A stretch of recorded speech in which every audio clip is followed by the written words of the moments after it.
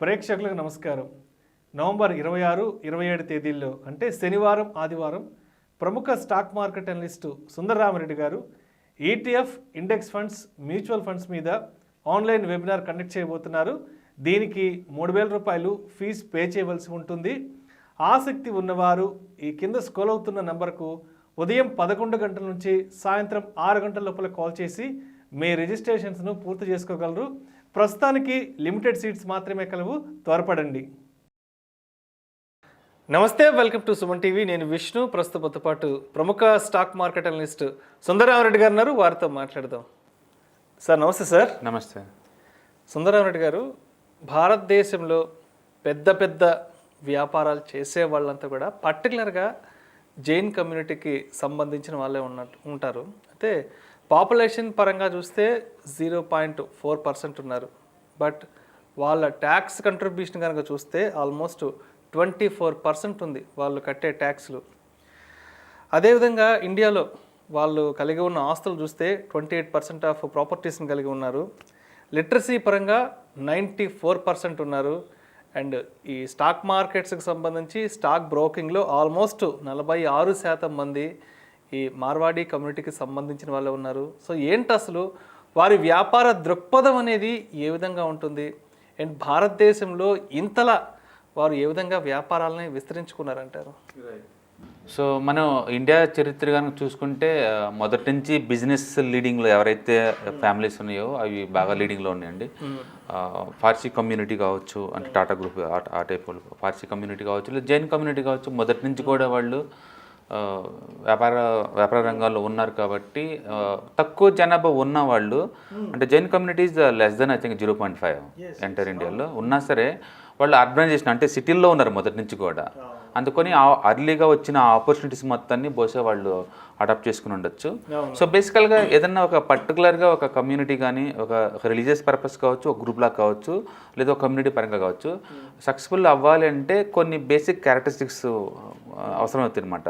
For example ఇప్పుడు మనం మాట్లాడుకున్న ఈ జైన్ కమ్యూనిటీ కనుక చూసుకున్నట్లయితే వాళ్ళు ఎడ్యుకేషన్ 100% వాళ్ళ దాంట్లో ఎడ్యుకేషన్ చాలా ప్రయారిటీ ఇస్తారు వాళ్ళు. ఎథిక్స్ కానీ, మొరల్స్ కానీ, ఎడ్యుకేషన్ కానీ, ఇంకా అది అల్టిమేట్ అనమాట. అది అంతగా వాళ్ళు ఎడ్యుకేషన్ ఫస్ట్ ప్రయారిటీ ఇస్తారనమాట. ఎంత రిచ్ అయినా సరే ఎడ్యుకేషన్ విషయంలో వాళ్ళు ఎస్క్యూజ్ చేయరు, చాలా స్టాండర్డ్స్ మెయింటైన్ చేస్తారు. రెండోది ఎథిక్స్. జైన్ కమ్యూనిటీలో అంత పక్కా వెజిటేరియన్స్ వాళ్ళు.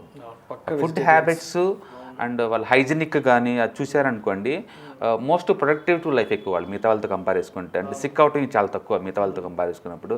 Healthy life styles. మూడోది కమ్యూనిటీ బాండ్స్ చాలా స్ట్రాంగ్గా ఉంటాయి వాళ్ళ దాంట్లో. అన్ని జాయింట్ ఫ్యామిలీస్ అయ్యి, అందుకని లెర్నింగ్కి ఎక్కువ హ్యాబిట్స్ ఉంటాయి. ఇప్పుడు అన్ని న్యూక్లియర్ ఫ్యామిలీస్ కాబట్టి మన పేరెంట్స్ దగ్గర నుంచి నేర్చుకునే తక్కువ ఉంటుంది. వాళ్ళు గ్రాండ్ పేరెంట్స్ వాళ్ళు వాళ్ళ పీడ్స్ అందరూ ఒకే ఫ్యామిలీలో ఉంటారు. అసోసియేషన్ అనేది ఎక్కువ ఉంటుంది. తద్వారా ఏంటంటే నేర్చుకోవటం అనేది చాలా ఈజీగా ఉంటుంది వాళ్ళకి.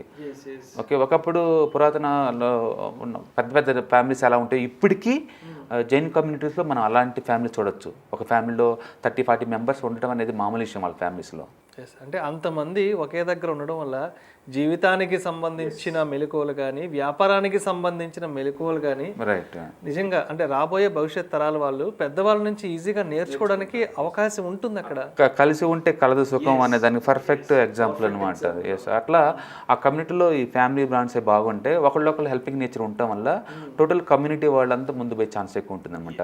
మోరోవర్ వాళ్ళు చాలా పీస్ఫుల్, ఈ గొడవలు వాటికి వెళ్ళే టైప్ కాదు, చాలా సున్నిత మనస్కు, చాలా పీస్ఫుల్ వాళ్ళ బిజినెస్ ఇంతే అనమాట.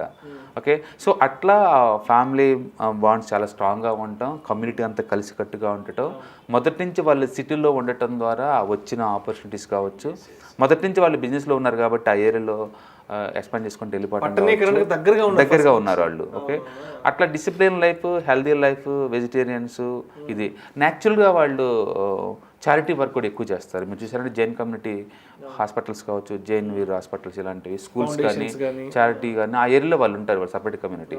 సో మొదటి నుంచి వాళ్ళు స్ట్రాంగ్గా హార్డ్ వర్కర్స్ అండ్ పీస్ఫుల్ ఇవ్వండి.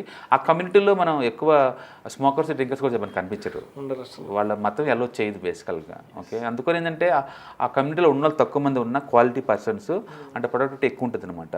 మనం ఇండియాలో కనుక చూసుకుంటే ఇప్పుడు world second biggest richest person అందరూ మనం మాట్లాడుకున్న Gautam Adani belongs to Jain community అండి. ఎస్, అలాగే సన్ ఫార్మా ఇంతకుముందు చైర్మన్ ఉంటాడు ఆయన దిలీప్ సంఘవి ఆయన కావచ్చు. లేదా పర్టికులర్గా ఇండియాలో స్టాక్ మార్కెట్ బ్రోకింగ్ ఇండస్ట్రీలో 50% వాళ్ళదేనండి. ఐఏఎఫ్ఎల్ కావచ్చు, మోతిలాల్ ఓస్వాల్ కావచ్చు, అలాగే ఇంకా మిగతా బ్రోకరేజ్లో ఎక్కువ వాళ్ళే ఉంటారు dominant. Okay, stock market companies. అలాగే జైన్ ఇరిగేషన్ కంపెనీ అది వాళ్ళదే. అండ్ ఐనాక్స్ లీజర్ అది వాళ్ళదే. అండ్ ఇంటాస్ ఫార్మాస్యూటికల్స్ అవి వాళ్ళే. And endurance technologies. Okay, stock మార్కెట్లో లిస్ట్ అయిన కంపెనీస్లో ఒక 30-40 కంపెనీస్ చైర్మన్స్ అందరూ వాళ్ళనే ఉంటారండి.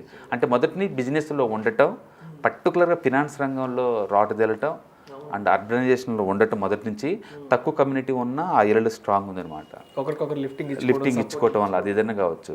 దానివల్ల ఏంటంటే ఆ కమ్యూనిటీ మెంబర్స్ తక్కువ ఉండొచ్చు కానీ క్వాలిటీ పర్సన్స్ కాబట్టి ఈ మోడర్నైజేషన్ ఏదైతే ఉందో దాన్ని త్వరగా అడాప్ట్ చేసుకుని ముందుకు పోతుంది అనమాట.